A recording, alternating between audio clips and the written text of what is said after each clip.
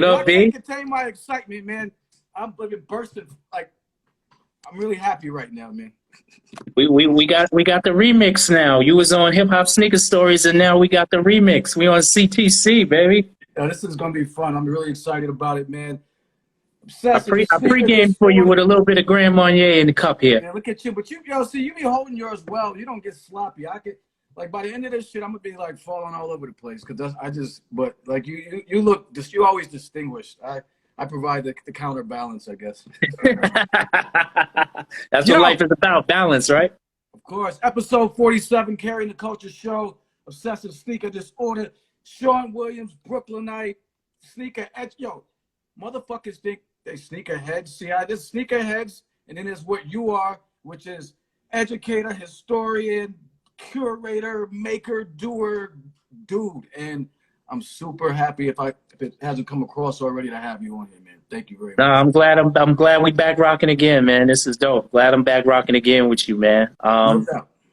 No doubt. I'm It's really it's excited. it's been fun watching your previous episodes. Leading up. It's always fun watching you, man. But there's certain episodes where they just stand out, and it's like that's why he does this. I love Oh, it. I appreciate you, man. The respect is mutual. And before we get going, though, everybody, if you got questions for Sean, please use the questions feature below. That way I can pull them up. Also, if you get on that fuck shit in the show, I block you just like I do on the page because we don't have that here. He will do it. He will do it. So, What? yo, I have so many questions, man, because I respect. Here's the thing. I'm naive. I was naive a lot about, what it is. Like I said, there's sneakerheads, people that rock sneakers, and so I mean, what I realized after researching about the interview and digging more and stuff, and I knew some of what you were doing and what you were into, but like not all of the details. And it was great for me to like dig, and I'm like, okay, I'm not, I'm not a sneakerhead. I'm just no, but it was funny. It was like I was like, okay, there's levels to this shit, and I had an interview with a man, Kali Vegas, salute to him. Yes, the And it brother. was like, and I realized then too, I was like, okay, there's sneakers, and then there's like what, looking at the impact, what it means, and all that stuff, and that's kind of what it seems like you do. So for me, I'm excited. It's going to be a lot of education for me. So I'm really pumped about that. Well, the interesting thing, right? So you probably heard this from Kali already, and you'll hear it from me. If you heard me say it before, I'm not a sneakerhead. I hate Right, that term. right, You know, and the reason why I hate it is for a couple of reasons. Number one, as you said, there's so many different facets to what I do and my purpose and why I do it. Sneakers are not what defines me. I've been into sneakers since 13 years old, and I'll be 50 by the end of this year. And they've been a part of my life story and journey and a lot of good times. But by far, are they like the thing that I want people to just single-heartedly, wholeheartedly define me by? So I use the sneakers because of how pivotal they've been in my life and how they've always been a mainstay. I use them as a vehicle, as agents for change in a whole lot of other areas that we can use to enrich people's lives and change things and connect and bond and not deal with a lot of the fuck shit that other people have to deal with. Usually when sneakers are in the room with people who would otherwise not get along, they tolerate each other at minimum. You know what I'm saying? At minimum, they tolerate each other. If they really like each other at best, well, sneakers brought us here for a good time. But, one of the things I like to tell people about a lot of folks who are just known for sneakers and you don't really know much else about them and all you see is their internet persona and you don't see much else, or you get to meet them in person and they're really not what you expected. Those people were a special kind of asshole to begin with. You didn't even need sneakers to find that out. You just need to give it a little more time, you know? But we've been able to, folks like myself, Kali Vegas, my partner D Wells, and so many other people, they have been there for so many of the other times in music, in family, in sports, and so many other arenas. That's why sneakers mean so much to us. And that's why we use them the way we use them for the purpose that we use them. and even for economic empowerment, teaching kids what their economic power is in fashion, showing people that there's a place for them when they find the industry that they've hit a brick wall in. There's a lot of things that we use sneakers for outside of just that self-esteem in a box that so many other people use them for. Yeah. And, to tie it to hip hop, sneakers have been a part of hip hop from the beginning. They were chosen to be the part of the uniform for hip hop because of representing anti-establishment. So you think about all the places back in the days you couldn't go if you wore sneakers, right? Facts, of course. And you think about all of the one particular song, noteworthy song that a lot of people don't know. It's iconic. It changed the trajectory of hip hop and sneakers together in terms of how the industry embraced it. And we're talking about Run DMC's song "My Adidas." Of course. But what people don't know is that song was a response to a diss track. And it was a diss track from a band called Creative Funk. The song is on YouTube now. The song is called Felon Shoes. And DMC actually makes reference to that in his lyrics in My Adidas. Because sneakers were the thing where if you wore them too much back in the days, people looked down on you as not having any ambition, being uneducated, being a crook. All of these things, these aspersions were cast on you if you wore sneakers all the time. Hard to believe, considering now most of the people who wear sneakers every day are some of the richest people on the flipping planet. But back in the 70s and the early days of hip hop, that's how people viewed sneakers. You wear them all the time. You probably don't have a job because you don't have a reason to wear shoes. You don't do anything with your life. You're uneducated. You have no ambition. All of these aspersions and things were cast on people just because they love sneakers. So now you fast forward to today. And you look at how far this industry has come. Almost $80 billion globally. But some of the other things that exist outside of the sneaker industry, such as, inequitable pay, diversity and inclusion issues, taking customers for granted in terms of their economic power. There's a whole lot of other things that sneakers have brought to light for people who wouldn't have been paying attention to it any other way, And those are the things that are my daily existence with sneakers. Not, I just got a new pair of J's and I think they're real and I'm going to flash them on Instagram and then I'm going to sell them next week because I don't have money to get the next ones that come out, which is the rinse, wash, rinse, repeat for a lot of people in the sneaker community. Not everybody, but for a lot of the newer generation. Or they're going to put them in the closet and not wear them. Which is, I want to talk about that at some point too, because just throwing that out there. Well, I mean, ask away. The good thing is I'm here with you to answer any questions you have. So ask away. I'm just saying that part of the thing that's turned me off. I don't like the term sneakerhead either. And one thing I was thinking about preparing for this interview was that if you've been a part of hip hop and you're really about hip hop, you can't help but be a quote unquote sneakerhead because that's just comes with the territory. That's part of the fucking shit. It's just automatic. You care about your kicks. I mean, you're into kicks, whether or not it's on the levels of this other thing. So that's one thing. And the other thing that's really interesting to me is that I just don't like the term because I see dudes or whoever, I see people getting sneakers, and to me it doesn't make sense when you got 1,000 pair of sneakers in boxes in the closet and you don't wear them shits. I don't understand that. And maybe you can explain that to me. If you do it, I just don't. I don't understand that. I love dope shit. I love gear. I love kicks. I wear my shit. That's the point. That's why I got it. Yeah, well, what has happened over the years, right? So we came up in a experience where you had to cherish that one or two pair you had. If your parents were buying your sneakers, it was you had a pair for school and you had a pair for outside of school, play clothes, and your sneakers that went with your quote unquote play clothes. That's the era right? we came up in. We had play clothes. Right. We had play clothes. Exactly. So for us, once we started getting our own money and we started being able to, without anybody's say so, start constantly buying fresh shit, it's just by default, you start accumulating all of these shoes and gear. And if you have some type of emotional connection to them, or there's a memory or something that's related to them, like in my case, for me, I write the story for every sneaker that I own on the front of the box. I write the store I got it from. I write how much I paid if I don't have the receipt anymore. I write where I wore it to. Well, there's a lot of stories and cataloging of stories that go along with that for me. And for a lot of people like me, Kali Vegas, people who, we're not just people who are constantly buying them because we can. We're cataloging memories and experiences, and we're curating and holding on to stuff to curate for the future. So for me, that's why I do it.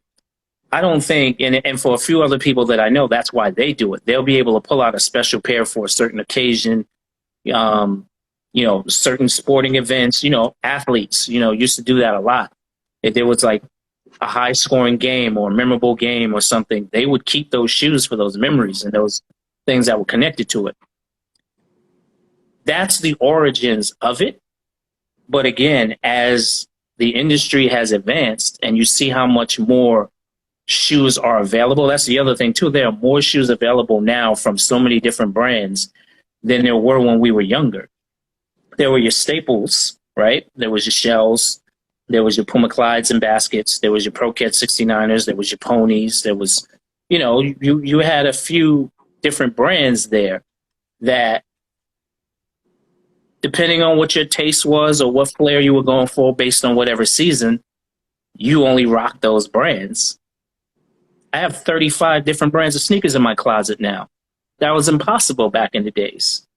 So when you think about the way we wore, what we wore, and why we wore it, it makes sense that back in the days, we didn't really care to hold on to that much.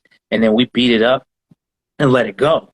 Because like you said, the quest for always being fresh and getting that fresh new outfit.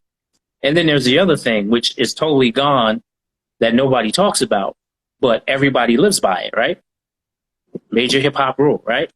Or probably just a general fashion rule. Who gets fresh from head to ankle and then puts on dirty shoes? Right? So a fresh pair has to complete the fit. Has to. Right. There were shoes there in the mix with that. There was Playboys, Britishers, Clarks, Wallaby Clarks. There were Bally shoes. There was shoes. I would say that's a general fashion thing. I mean, that's just almost common sense. But yeah, I mean, even more so than hip hop. But like, yeah, you don't. But you see where I'm going. Like, who gets fresh and then you got on dirty shoes? Yeah, I'm not saying. Listen, I have kicks that I've rocked maybe once or twice that are just like, well, I'm like, yo, I can't wear these anywhere. They'll be dirty and like they'll be trashed in 5 minutes. Like, I'm just talking about, like I've never seen the purpose for me. Like, and maybe it's for me. Like, I don't have a lot of collectible stuff anymore. I went through some changes in life back in the day. I sold all my music. I don't have any physicals. I don't care about vinyl. I don't have a lot of collectible stuff. So for me, it's like I'm kind of more in like I'm here. I'm gonna use it and get the full value out of it. But I'm not sitting there saying, I'm just talking about like buying shoes just to keep in the closet forever and to just post pictures and stuff like that. I'm not saying to not have shoes. I would never do that. Yeah, I would never do that. Okay, let's say you had access, you might have access to a lot of stuff that the average person might not have access to. So then you go out and get some super dope, like rare dope kicks just to get them. Take the flick, throw them in the closet, and they've never, and they're just there. Yeah. There's a lot of people that do that because they're cloud chasing for that social status through social media, and those are the people who again are like, you weren't cool in person without sneakers, so you're not going to be cool just because you posted them on the gram. But Instagram and sneakers in general has sort of like I said, become self-esteem in a box for people because they weren't cool, they weren't good people. They're the type of people nobody really wants to rock with. But on social media, you can flex with that little fresh pair that everybody wants that you say, oh, I got them. And now all of a sudden the comments come, the likes, and it builds people's self-esteem. But, the cliche is exactly what it is, but it's true. We were here before the internet. The reputation, the experiences, and the validation of who we are and our contributions was here before all of this shit. So Facts. that's why now that stuff really isn't a flex for us. And for other kids who need to try and connect with other people, they're using social media and that next fresh pair for validation. We had to earn that validation in real time and in real life Right, back in the right. days. Show and So, proof. right. So, and even now with, other elements of hip hop, when you start talking about DJing and graffiti and MCs and, you know, we had to have a mentor to enter this stuff. If you wanted to learn how to write, you you couldn't just decide you was going to go order some spray paint from Montana cans online and then go out and just start tagging shit when nobody's looking and call yourself a graffiti writer. You had to go to somebody and you had to learn, give you a tag. Once you master that, give you some throwies. Once you finish with that, give you some pieces. Test your metal in the street, see if you can hold your own if somebody try to punk you a little bit. Like there was levels to it that, and it's funny, we're on the 5E consulting IG, right? Like fifth element of hip hop is knowledge and mentorship, right?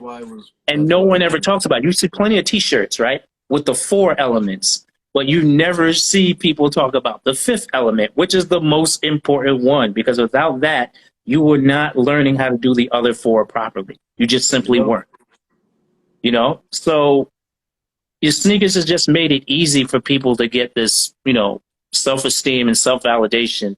And social media is just the vehicle that they can do that faster.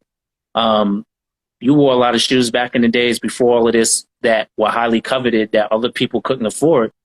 You couldn't walk through certain neighborhoods. They was coming off your feet. We've seen people shaking upside down, their shoes taken right off of them, and dudes walk away with them tucked under their arm. What? This is the stuff we grew up witnessing and experiencing behind some sneakers. I appreciate you saying all this, man. This brings, for me, you're taking me down memory lane. I'm thinking about, oh yeah, we fucking caught this kid. Oh yeah, my man got caught here in our harbor. Listen, I will never forget the time I, in real time, like 3 feet away from me, watched in 5th grade. I'll never forget PS 181, Flatbush, Brooklyn. We had, just like other schools, recess outside in the yard, right? But of course, the yard was accessible to the public, people from everywhere, right? And I swear to you, I have never owned any more than 1 pair of these shoes because of this. One of my classmates, he had the kangaroos when they first came out. Smooth nylon joints with the pocket on the side, and we was all, ooh, we got the kangaroos. Tallest kid in the class, neat afro. Went out for recess one day. We all, dodgeball and all the other shit, the girls with the jump rope, all that. Couple dudes come in. Usual, what's your size? He's like, yo, leave me alone. It happened that quick. He was upended. And they took them shoes off his feet and walked right out of the schoolyard. And we was all like, oh. Like this shit really happened. They literally just came in and took these kangaroos off his feet. And then, the school got to call your parents. Now your parents got to come up. The police had to come because now they had to follow. And we're witnessing all of this going on behind this dude getting his sneakers taken off. Some kangaroos. Kangaroos. And you know what's funny, right? This same model that he got shook down for, not too long ago, they ended up back as a retro reissue in Payless before they closed down and went out of business. The same model. And I looked at them shits and I got flashbacks like, damn. Remember when this dude got shook with those right in front of me? Like, I'll never touch those. Bad luck sneaker. Yo, but that's the kind of stuff that was happening, right? It's, you're wearing something somebody wants. You're not even flexing. You're just wearing them. You're at recess. Right. 5th grade in school. You're not even flexing. But somebody just spotted you wearing some shit they want. You food now. And just came right in. Mind you, teachers and stuff was out there, but they couldn't get there fast enough to stop the bum rush. It happened so quick. That kind of stuff does not happen anymore. I mean, you have things that are happening where, dudes are doing meetups and getting robbed and stabbed and took at like bad deals gone wrong with people with shoes. But those are the people, again, you're not smart enough to realize that if this dude says, meet me here, someplace you've never been before, you're unfamiliar with, because you want the buck so bad, now you're getting jacked. You put yourself in a position where you're about to lose your life for some sneakers. Like you Wow. volunteered for it. Wow. That's crazy. Yo, I got a question for you. Yep. So your shit's called obsessive sneaker disorder. When did it become obsessive for you? Because, every people have, like, how did it become such a major interest?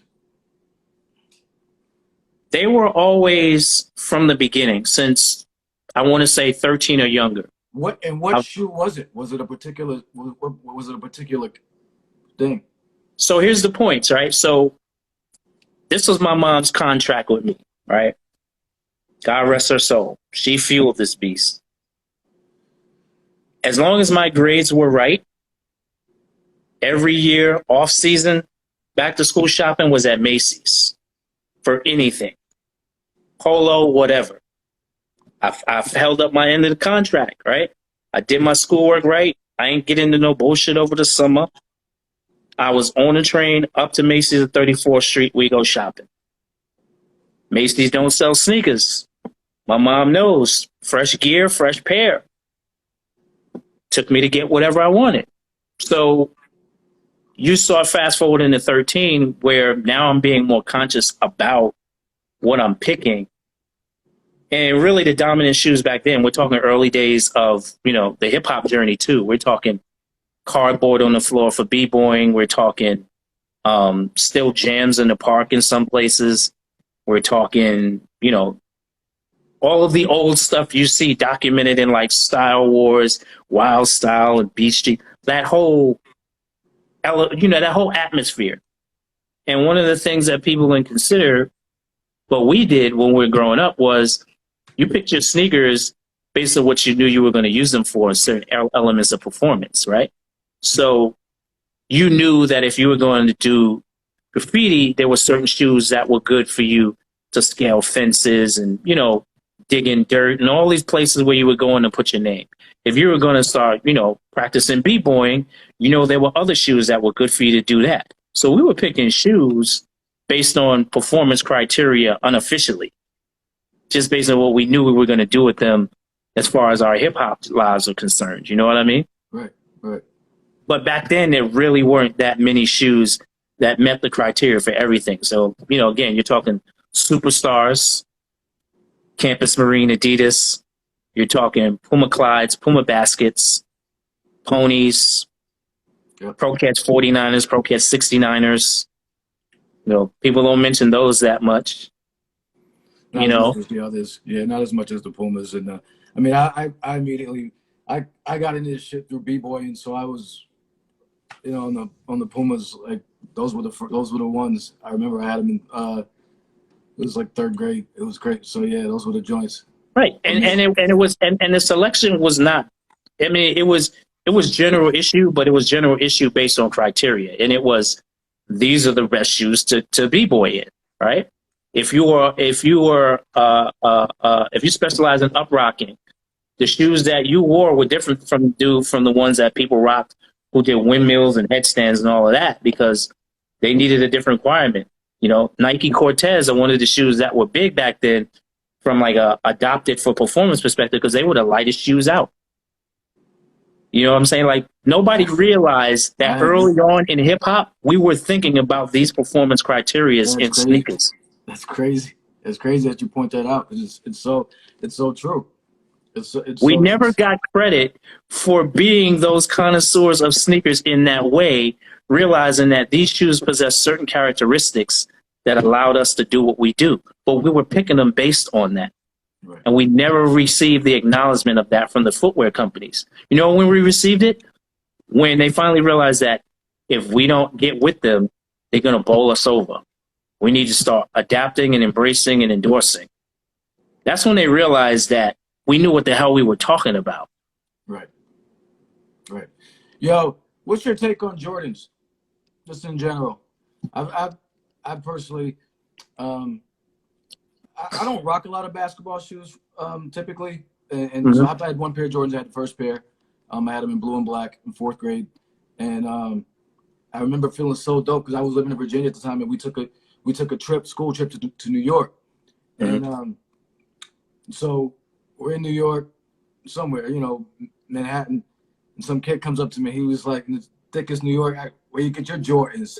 Like, I'm like, damn. Like, I was like, motherfucker, that's what I was like, I'm in, and I knew I knew at that time that, you know, that New York was the, fashion capital of the world. And I was like, damn, this motherfucker asked me where I got my shit. That's what's up. So I knew it back then, early age, originality. I was like, I'm not getting the red and black ones. I'm getting the blue and black ones. I was like, ain't nobody got these shits. You know what I'm saying? So I forget where I was going. Yeah. So but I haven't had any since. I don't get with the Jordan craze and stuff. That's not my thing. But what's your take as a, what I'm saying, a head about this shit, the Jordans? It's incredible to watch how they become standard issue. Right. Like now, when we came from an era where there really wasn't a standard issue shoe in terms of like acceptability for all and by all. Like if we hung out with somebody that only wore Pro Keds, we were cool with that. If somebody saw that I had an affinity for Puma Clydes and that's all I wore and I had different flavors, they were cool with that. But one of the things I noticed when I, had kids and started taking them to school, and my son in particular, I kind of had a heightened focus on it. Kids today, they do this visual scan of each other to make sure that you're up to code, right? It's incredible to watch, right? As soon as they approach each other, it's different than when me and you approach each other. They approach each other because they're doing a visual scan to make sure this motherfucker's wearing the type of shit he's supposed to be wearing. And that's certain kind of shirt, jacket, pants. Look down. You got J's or Yeezys? Okay. All right. Yo, what's up? It's good. It happens really quickly. And that visual scan happens so quick to make sure everybody's up to code. It's incredible to watch. We didn't do that, right? We were so comfortable with everybody rocking their own individual shit. We were looking for that. We weren't trying to be the Bobbsey twins, not on our feet, not on our tops. We weren't trying to be like any of our friends. Loved our friends to death, but we don't want to walk down the street looking like you. That just can't happen. It's unacceptable. Not going to happen. And we base our entire existence around making sure that we lived by that. And even those of us now still, right? If I came to your house tonight and we both had on the same shoes, you and me was going to be like, yo, something got to change. Since in my house, I'm throwing on something different. Now, we can't go out here looking like Bobbsey twins. You'd be like, what's wrong with you coming over here with the same shoes I was going to rock? But, just a little casual banter with it, but we live by the code. It's not a big deal, right? And sneakers didn't even cost as much back then as they cost now. Right. And kids pay more now to look the same than we ever paid to be different.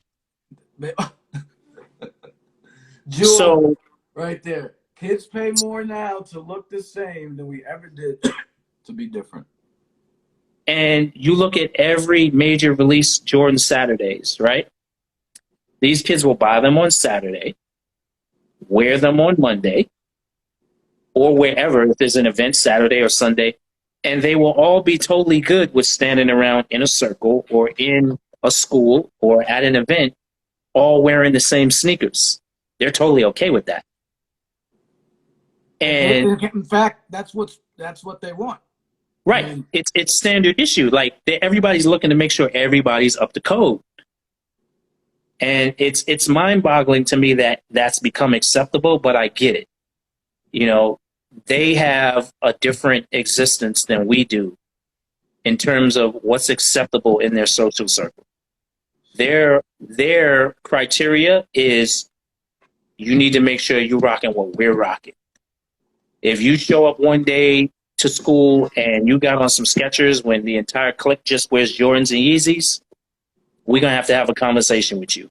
It's gonna be a rough day. We're gonna still hang out with you, but we're gonna roast you all day for rocking these fucking Skechers. To a degree, we all did that too. If somebody wore some rejects or whatever, but it's imperative now. It's imperative to their social status that they have the standard issue shoe. Jordans for years have been the standard issue shoe up until Yeezys came along, and now they're both neck and neck. Wow. I think those are hideous. I can't. But I think but but they're but you know what's interesting, right? You have to realize that over time, design language changed to cater to what fashion is today for sneakers. Sneakers today are made more like clothes than they are like shoes. That's why they're so much easier to bootleg also. Like we didn't deal with a lot of bootlegging for shoes the way you see it running rampant now, where authentication is an issue. We didn't deal with that. Like we knew not to buy certain sneakers from a fucking barber shop. We knew, like, we didn't get it from this store in your hood. Like, nah, that's not it. There's so many different places now where kids can go and buy online. And the shoes, the replicas and the fakes are looking so much like the real shoes that they just don't know. So everybody's trying to hustle and be up to code. Sometimes they don't even take into consideration you're not doing what's in your best interest. If you know these shoes are regularly $220 and somebody's offering them for fucking $99, I get it. You got to be up to code, but that really doesn't sound like that's where you're supposed to go. This ain't it. You know, so there's a level of FOMO, fear of missing out, that has led to this unoriginality and this lack of people being able to express themselves individually. And these kids just can't stand the pressure of standing out, being different. And the ones that do, they get criticized for it. Right. They're the outcasts. I mean, I'm just thinking in my head as you were talking, like all the times I deliberately went left because everybody was like, you know, because something was popular. I was like, I remember I got clowned for rocking Etonics in 7th grade. Mm-hmm. But in 8th grade, that was the shoe. They were my Not everybody wanted them. And they were my play shoes. You know what I'm saying? Yo, so there's a few, man, there's so much I want to get into. And I wish I didn't have another, I do have another show right after this, but and we might have to do a part 2. But I wanted to get into one of the things you said about like hip hop, man. You were talking about, and I've seen a dope interview with Rock This Monster on this, hip hop creating stuff from other things and taking stuff and us, we decided, you said in an interview, basically, we decide if it's cool or not. Like we take it and make it and say, yeah, this is dope. And you said for like, and we say when it's no longer cool. So elaborate on that a little bit. We have always been the deciders of that from the very beginning. Again, we chose sneakers. We didn't choose shoes to represent on our feet. You know, hip hop, it was birthed out of conditions and socioeconomic situations that we got fed up with. Not somebody invented it and brought it to us, right? So from the very genesis and the beginning of everything that is cool now, we always decided what was hot and what was not. The problem is over the years, in particular, when you start talking about the music piece of it and the fashion piece of it, we've given that power away to other people. And because we've given it away to other people, we end up in these deals where now everything is dictated based on season and cost of making and all of this stuff that we never considered before. We gave our power up. Top 10 MCs. Who are these people who decide who the top 10 MCs are, right? You know, and we got away from what I like to call the old, you know, for lack of a better description at the moment, but the old African village adage where in the village, they determine who you need to go to for everything. And they also determine out of the youth who the future vanguards and guardians of all of those things cultural in the village. They had people appointed for that. We never had people appointed for that. So we allowed other people from other industries with a lot of money to come in. And now all of a sudden with their publications and their contractual obligations and everything, they took that African village mentality away. Right. And not everything is driven based on marketing and ad sales and money and return on investment. But he's right. Those of us who know better, they know we hold the power to determine. And this is what I teach my kids in middle school and high school when I'm teaching them. If you are over 30 years old, unless it's a technical runner, a golf shoe, a walking shoe, or in other cases, some kind of specialty sports shoe, if you're over 30, sneakers are not being made for you. There's nobody sitting around going, oh, the 40 to 50-year-old crowd will really love these. It is not happening. 30 and under, all sneakers are made for people with that, because that's really economically and from a spend perspective, that's sort of the defining line between discretionary and disposable income. Sneakers are not the kind of thing you're supposed to think about before you buy. You're just supposed to buy it. Who just buys? People with disposable income. Not the people with discretionary income who go, damn, did I pay that light bill yet? Oh, I got to think about paying for so-and-so's daycare or after school. Oh, shit, I didn't go grocery shopping yet. The minute you go through all of those paces, sneakers are not for you. They're literally not made for anyone who goes through that. They're made for people to see them, sort of get semi-attached to the story, like the color, like the look. All of this needs to take place in a short amount of time, and you go, I want those. That's who sneakers are made for. They're not made for those of us with responsibilities and bills. So with that being said, the amount of investment that has went into new product, the stuff that we see as not worth it and overpriced, and that story is total bullshit, unless we teach kids to be more diligent about the value proposition that's being put in front of them for $200, unless we teach them that they hold the power to say yay or nay to that, they're going to always have the power still. But we had it originally from the beginning, and we still have it. It's just that there's this pressure to go ahead, get it. And we never said to our kids, you control whether that's going to work or not. Your money is really the money that they want to make. It's not mine. And when I say that to kids, they're like, what do you mean? You have like hundreds of pairs of sneakers. What do you mean sneakers aren't made for you? I'm like, no, they're not made for me. I've been into sneakers since I was 13, 14 years old. So it's a no-brainer for me. But you better not ever think that. I don't walk around thinking about what I need to do sometimes before I buy a pair of sneakers. They're not for me because I go through that pace sometimes.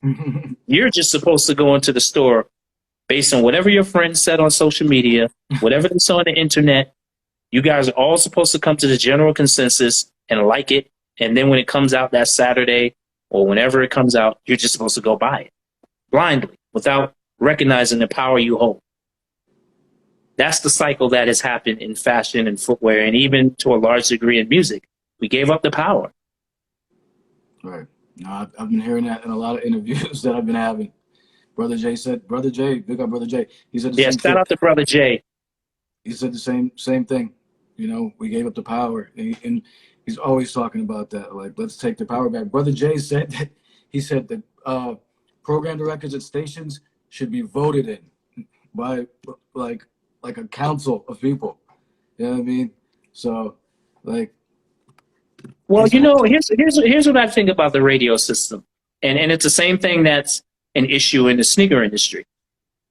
Who are the people on the board? Who are the people in upper management? Who are the people in the executive capacity that have a sense of ethics and culture about them that should already know that your program director should be one of those people who has those sensibilities in mind, not somebody who just knows how to read numbers and billboard chart shit, and not somebody who the station has already been serviced. Remember that term a lot? We serviced the record. Right. Like, Yeah, What is that? exactly.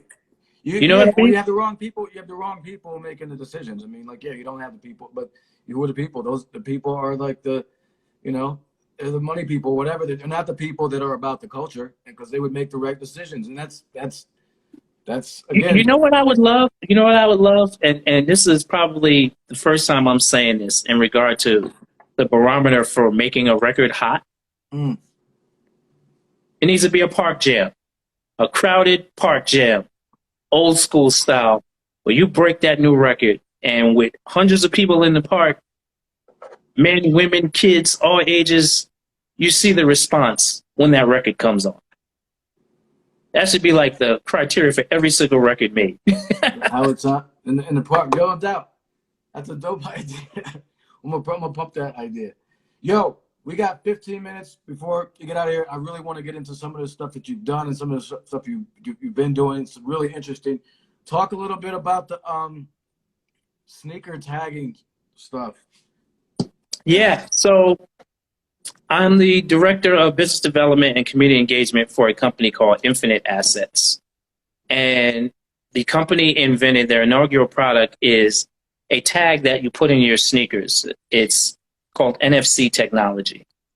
So you download an app, you insert the tag in your shoes, you scan it to submit for authenticity.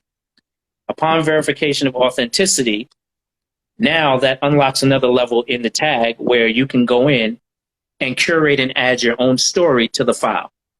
So the tag kind of works similar to what you remember Carfax, you know, the report you get before you check it out, evaluate before you buy a new car. That's where this all originated. It was about Infinite's goal was transparency in the supply chain, which for sneakers is authentication. So But this is more for people who are selling kicks and stuff. nope, Like, it's for people buying, people selling, and then for people like myself who are very much interested in cataloging and making sure that a story exists on file with the shoes. So the shoes basically have an electronic title. right. So if you decide, to sell them, the person who buys them would be able to download the app, scan the tag, and all of this information about the shoes pops up on file with that tag. And then now that they've claimed ownership, they can also add their own story to it. So the tag allows you to constantly create more living and organic stories that live with the shoes. That's pretty wild. Is it like what is the actual tag that goes in the shoe? So it looks like this. I'm going to pull one right now. It's a small tag like this. And it goes inside the toe box of the right shoe. And then one tag per pair. That's how we, identify it, is it goes into the right shoe. If it's in the left shoe, it's not like a deal breaker, but ideally it's the right shoe. There's, rules that they came up with when they invented the tag. Trying to be consistent, just being consistent. Yeah, it makes sense. Yeah. So it's like a sticker or something? Yeah, it's a sticker with circuitry in it. So once you put that sticker in the shoe and it's authenticated, you can't take that out and like put it in a fake shoe, because then the circuitry won't work the minute you pull it off the shoe. So if I buy, I'm playing, not playing dumb, I am dumb. So if I buy some kicks, I've just bought some kicks, some Zoom rookie joints recently off this, it was a GOAT site or some shit, I think it's called. Yep. I don't know, I got a deal, but they were still kind of expensive. So I was like, how would I go about, what do I do then? So GOAT already goes through a physical authentication process before they ship you the shoes. Yeah. Well, let's take off of eBay or something. If you decided to tag those shoes that came from GOAT with an Infinite tag, let's just say now you download the app and you submit pictures through the app for authentication, because that's part of it. We have authentication partners. And let's just say one of our partners, after you submit your pictures, comes back and those shoes are fake. That means GOAT didn't really inspect those shoes. Right. Wow. So what it is this tag represents a verifier of authenticity that stays with the sneakers. That's crazy. How much does it cost?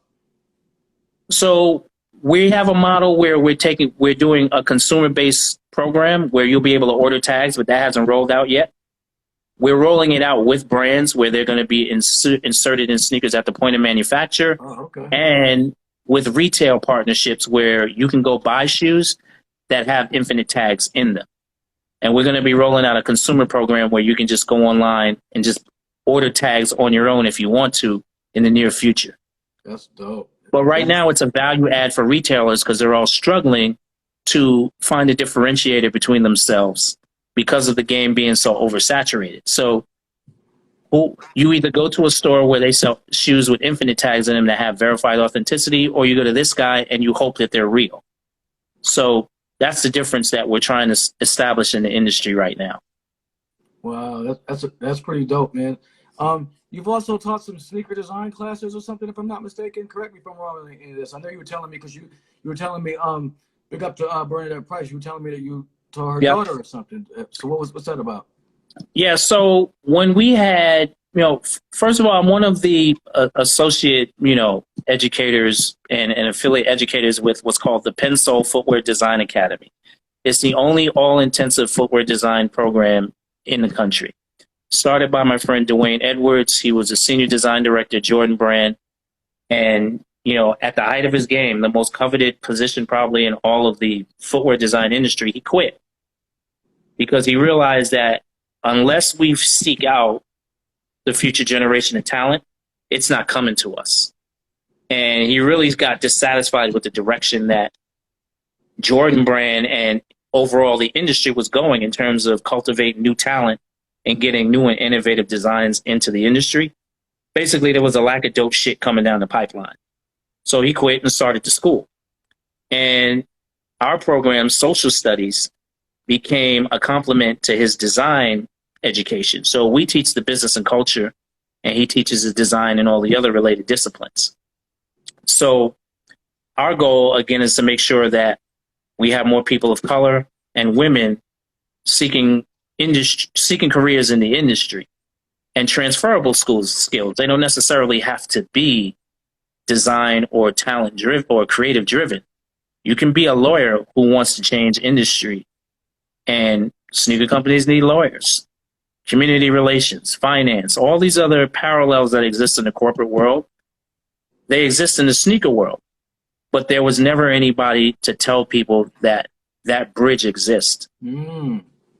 So we created that heightened awareness through the education program and say to you, this is what the game is all about. You don't necessarily have to know how to draw and design. You can still get in. So we're mentors to a whole lot of people in different capacities in the industry. And since we started the social studies program in 2011, there's over 50 people who have come through the program that work in the industry. Wow. That's dope, man. That's really dope. And so is that like a online thing or like an online type class or something like that? So we have so many different ways we teach it, bro. We get hired by brands to come in and teach internally. People have asked for private instruction. We have a retail partnership before COVID where we would go in and once a week teach on location at retail shops. And then there's the partnerships like the one I have with schools like Drexel and LIM, where we come in and do it on the college level and public school and high school level too. So basically with different levels of formal education. So however people want it, we give it to them. That's dope. That's so dope. Thank you, bro. Thank you. So Pensole is our affiliate, our brother program, our father program, I really call it, because when he started Pensole and Dwayne started Pensole, and my partner D and I, with the success of the talk show, Obsessive Sneaker Disorder, because we started as a talk show, the first sneaker talk show in the industry, we started finding out that people in the industry were listening to our talk show just to find out how to do their jobs, because we were going in with that kind of advice. And that led to consulting. Once we got into consulting, we started seeing when we go to the headquarters of Nike, Adidas, and everybody, like, we're not there. That's what made us decide to say, why aren't we here? and we need to start the social studies program to solve that problem. Wow. That's dope, man. Keep doing that, please. That's huge. You said you got Thank you, bro. 50 people, like in the industry. I Yep. saw a little bit of it as far as Yep. So what Bernadette was making reference to, and this is such a cool story, right? So at the From the Feet Up exhibit in the Port Authority, when we got extended, we ended up in a bigger space. After the first 60 days, we had 4.3 million people in foot traffic and exposure. And we were going to shut it down. Shout out to my partner, Cole Rodriguez from 1,000 Words. Speaking of which, I'm wearing his shirt, Latin Quarters Collection, Paradise Gray. Oh, salute. MSK got that shirt too. Yep. So when we were going to shut it down, the Port Authority was like, no, we're going to give you a bigger space. We want you to stay on for another 30 to 45 days. So we had to come up with some, really interactive and immersive stuff to make this bigger space pop. So on the last 3 days of the exhibit, I scheduled classes, sneaker design classes for Bernadette and Lil Sean, PH's kids, rest in peace, Pumpkinhead also. I put those two together because what a lot of people don't know is Pumpkinhead and Sean Price were friends. Right. And I put all of their kids together and the moms together and, family to show them that this was another extension of how they could stay connected to this culture. Sneakers were a big part. So we had some design classes, that day, like a 3-hour session. And the theme was create a t-shirt and sneaker package for your late loved one. So Sean did something for her dad.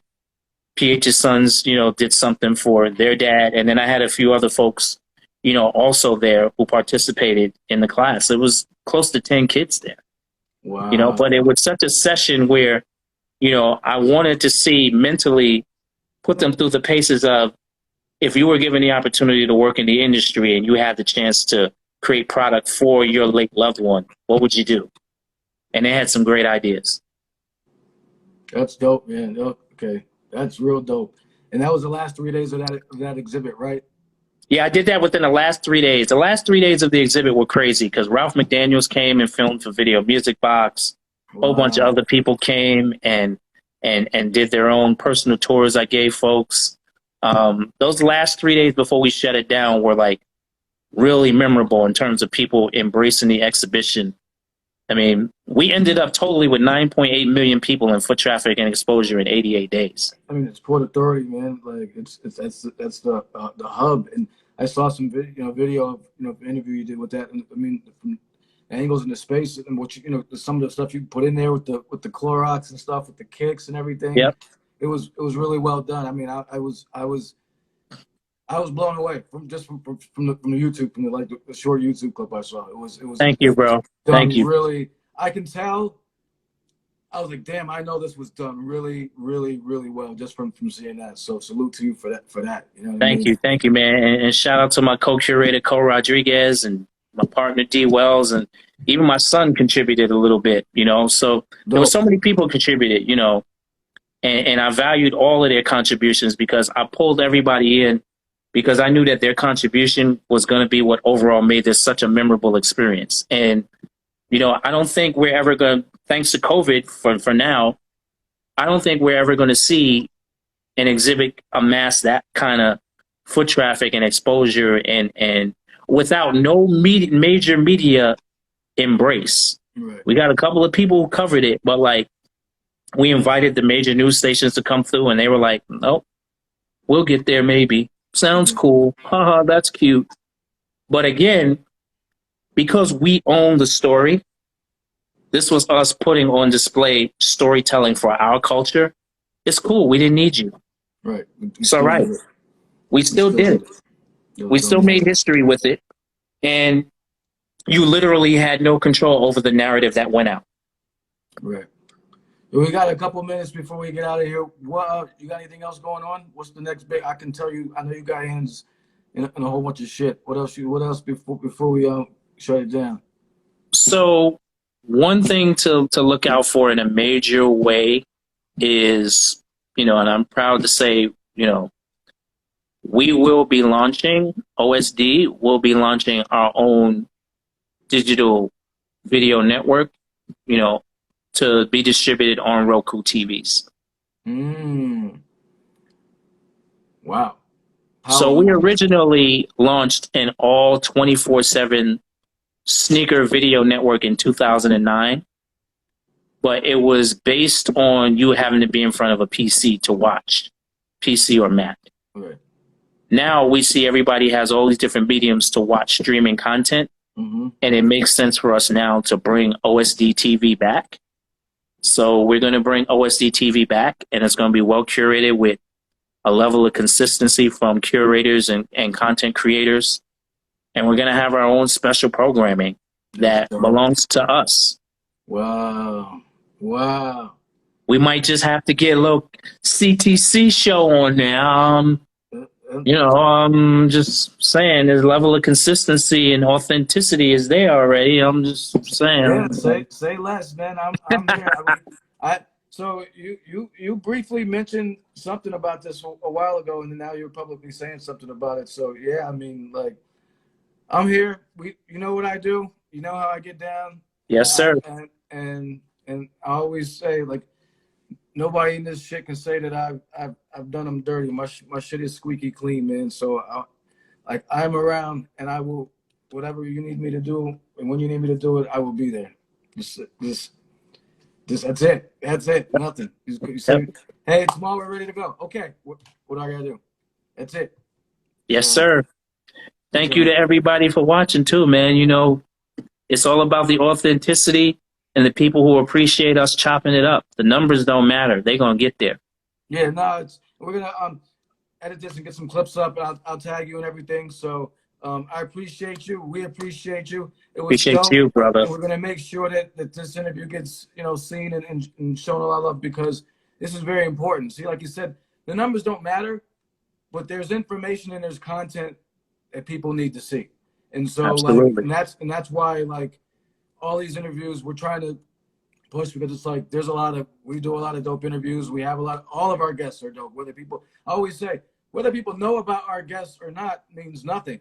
That's right. That doesn't mean they're fucking ill. Like, everybody we've had, like, from Kali Vegas, M Scheme, I mean, everybody, not just the legends, like, you know what I mean? In name, it's like, it's legends in character. So, like, I fuck with character. Right. So that's why you're here, because, you know what I mean? I know how you move. I know what you do.